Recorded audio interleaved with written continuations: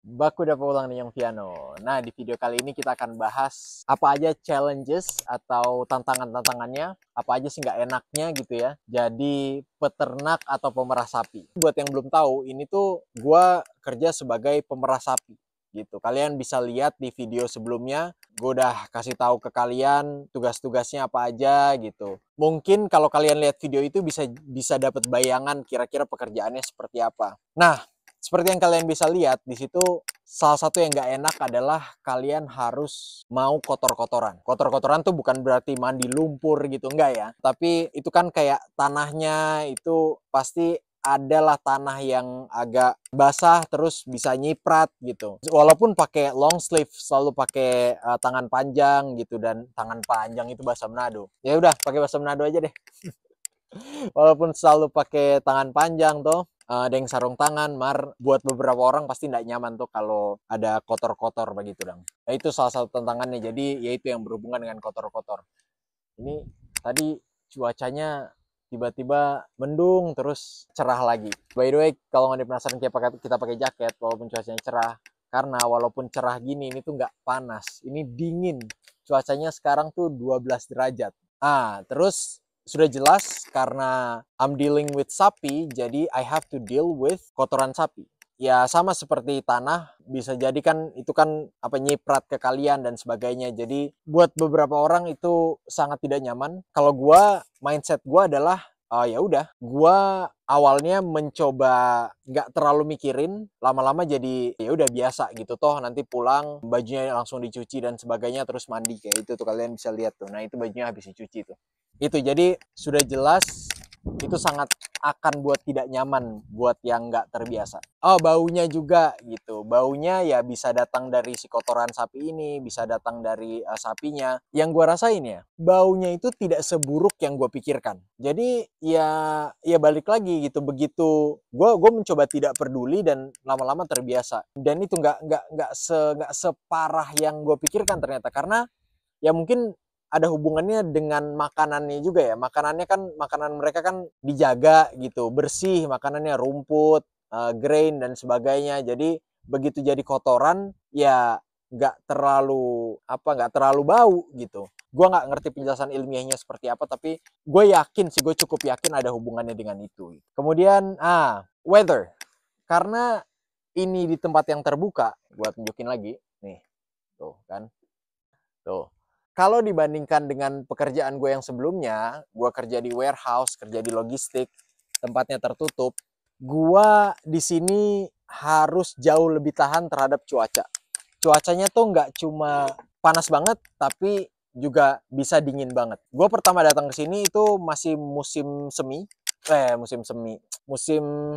panas. Ada 1, 2, 3 hari tuh yang panasnya tuh bener-bener panas banget, itu sampai 35 derajat, 36 derajat gitu. Hari-hari lainnya tetap panas juga walaupun gak separah itu, 31 derajat, 32 derajat. Dan ya itu jadi tantangan karena terik banget gitu. Jadi cepet capek iya, dan gak cuma panas banget, bisa juga dingin banget. Kayak sekarang masih 12, 13 gitu. Itu gue udah mulai terbiasa lah. Tapi gue kan mulai shift itu pagi banget ya, subuh. Mulainya jam 5.45. Setelah 3-4 jam selesai istirahat, baru lanjut shift kedua.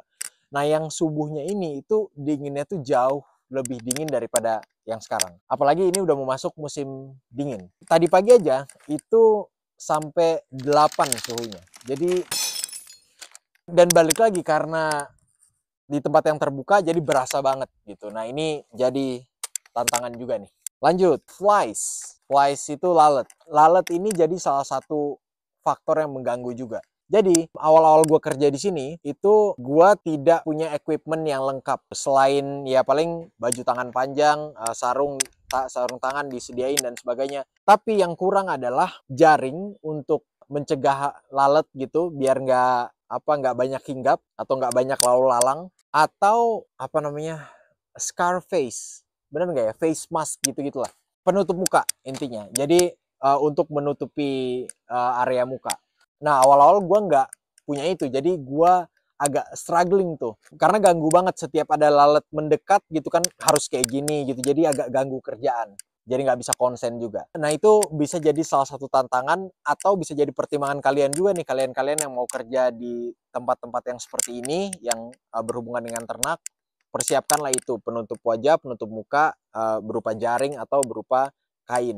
Nah setelah gue beli penutup mukanya, itu ada jaringnya, saya kasih lihat.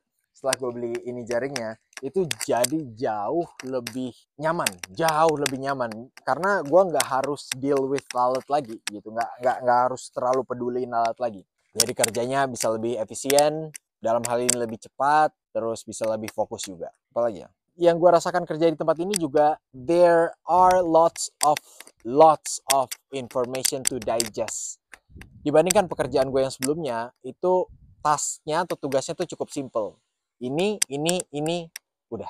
Sedangkan di sini, gue ngerasanya bahkan ini di sini gue udah berminggu-minggu ya, ini udah sebulan lebih, itu masih ada aja tugas yang gue baru tahu gitu, walaupun tugas-tugas kecil gitu ya.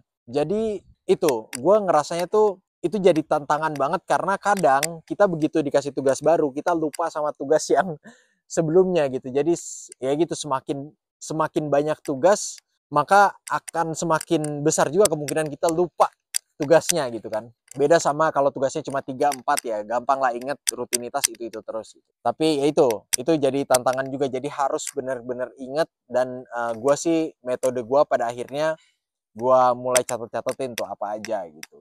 Walaupun beberapa masih suka miss juga, karena banyak banget yang harus dilakukan, dan ada beberapa tugas yang sama setiap harinya, tapi ada beberapa yang beda. Nah, inilah tantangannya tuh di situ gitu, di tugas-tugas yang beda ini. Contohnya kayak ada tugas yang gua harus naburin semacam bubuk gitu di tempat atau di kandangnya sapi-sapi yang baru lahir. Tujuannya itu bubuk itu kayak bubuk antiseptik gitulah, agar tempatnya itu jadi lebih higienis, kira-kira gitu. Ya itu salah satu dari sekian banyak tugas. Nah tugas ini yang naburin bubuk itu bukan tugas yang rutin gitu, nggak gue lakuin setiap hari. Itu paling gue lakuin ya 2 minggu sekali gitu. Buat yang rutin sih gue nggak masalah, tapi buat yang nggak rutin ini nih, yang kecil-kecil ini yang banyak, itu at some point I feel like it's overwhelming gitu, karena itu terlalu banyak. Mungkin akan gue kasih highlightnya kali ya, kayak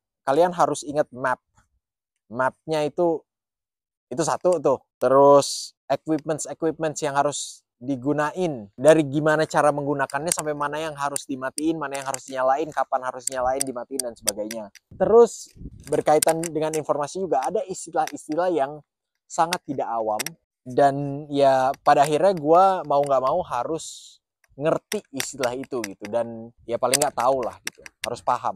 Kayak misalnya istilah mastitis. Jadi ada beberapa sapi yang ketika diperah susunya itu mengeluarkan semacam bintik-bintik putih.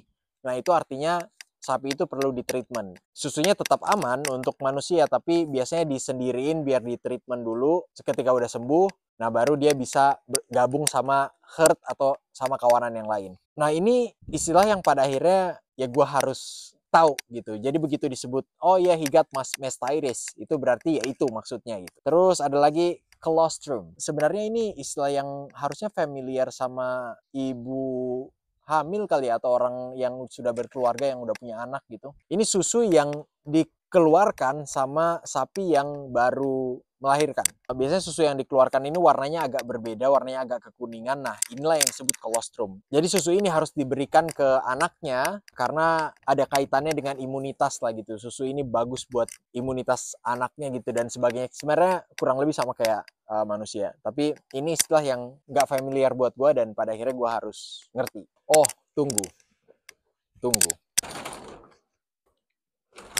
Masih berkaitan dengan banyaknya informasi, ini ada buku manual. Ngoni aja.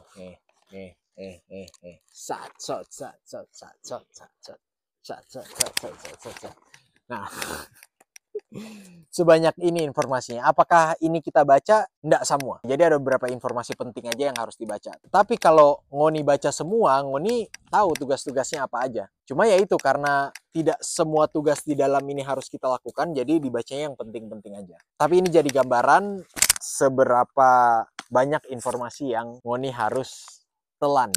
Begitu.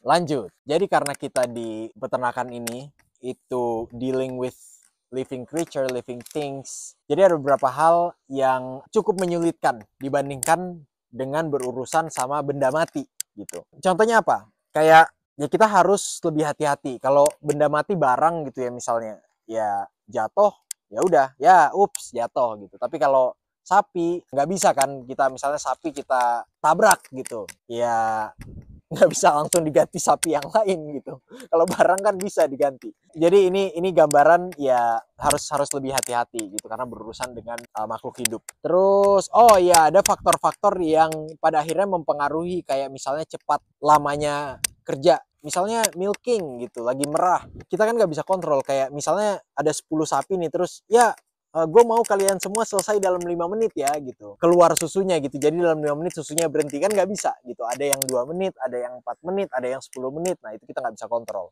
gitu. Sedangkan benda mati ya bisa disetting gitu semuanya, jadi estimasi selesai shiftnya itu bisa diperkirakan. Nah kalau ini bisa dikira-kira jam selesainya, tapi sangat relatif karena yaitu balik lagi makhluk hidup tidak bisa disetting seperti mesin. Terus ada lagi kayak jadi kalau kalian sudah lihat video gua kerjanya kayak gimana, itu sapi-sapinya kan harus masuk. Nah kadang-kadang mereka nggak mau masuk, jadi harus di-push gitu ya.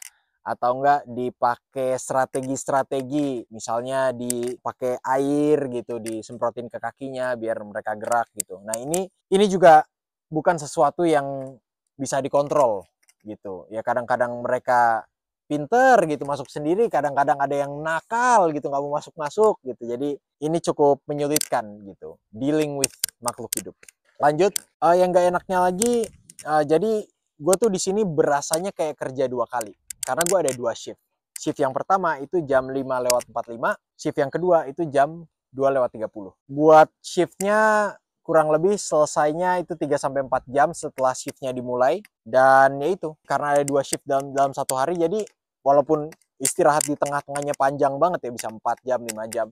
Tapi ya itu berasanya kayak kerja 2 kali. Beda kan sama kerja ya 9 to 5, sekali kerja, habis itu istirahat gitu. Habis itu ya bangun, besok kerja lagi. Dan ya itu, buat shift yang paginya karena jam 5:45, jadi harus bangun pagi, bangun subuh. Nah itu bisa jadi challenge juga tuh. Buat gua sih ya akhir-akhir ini ya akhirnya kita terbiasa noh. Cuma ya awal-awal kalau nggak biasa agak struggling. Kita awal-awal sih karena so siap mental jadi nggak merasa begitu kesulitan sih, tapi ya itu bisa jadi challenge juga, apalagi ngoni-ngoni yang suka bangun siang, rebahan-rebahan. Nah itu mesti pasang alarm kuat-kuat. Lanjut soal pendapatan. Nah pendapatan di kerjaan yang sekarang ini itu relatif kecil dibandingkan pendapatan di kerjaan kita sebelumnya, dan bedanya lumayan sebenarnya, bedanya bisa sampai 2 digit dalam rupiah. Cuma memang kita dapat keuntungan-keuntungan kayak transport gratis, akomodasi gratis. Ini nanti akan kita bahas di apa enaknya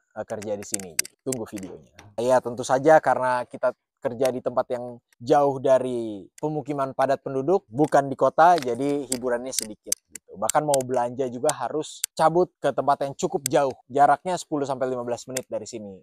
Kalau dihitung dalam kilometer mungkin 12-13 kilo. Kemudian oh iya, berkaitan dengan jauhnya jarak, jadi ya nggak punya banyak temen di sini. Ya paling temennya ya teman-teman kerja aja. Terus di sini tuh tidak ada wifi, jadi harus pakai data seluler, dan ya itu harus dipertimbangkan juga karena pakai kuota akan lebih mahal daripada patungan wifi gitu. Dan ada beberapa hari di mana sinyal tuh jelek banget ya, balik lagi karena jauh dari pemukiman kan. Sinyalnya jelek banget, jadi akhirnya agak terganggu tuh aktivitas yang berhubungan sama HP, sinyal, dan sebagainya. Terakhir, karena di tempat yang alam banget, ada keuntungannya, ada juga kelemahannya atau yaitu tidak enaknya.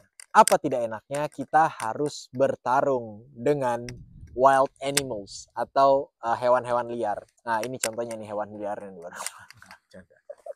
Walaupun tidak setiap hari, tidak setiap saat gitu, tapi ya harus siap-siap aja gitu. Kayak beberapa kali gua perang dengan wasps atau tawon gitu. Terus spiders, untungnya sih kita belum dapat spiders yang gede gitu ya, baru yang kecil-kecil, dan itu ya sebenarnya spiders biasa lah, spider rumahan gitu.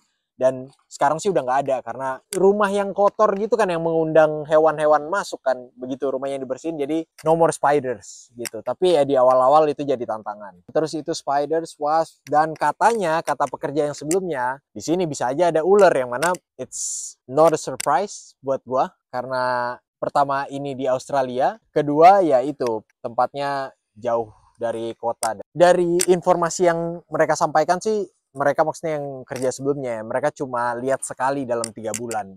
Nah, saya sampai sekarang belum lihat. Mudah-mudahan sih tidak akan pernah lihat, tapi balik lagi itu harus antisipasi. Oke, itu aja tantangan-tantangannya. Nggak enaknya kerja di peternakan, nggak enaknya kerja di sini jadi pemerah sapi.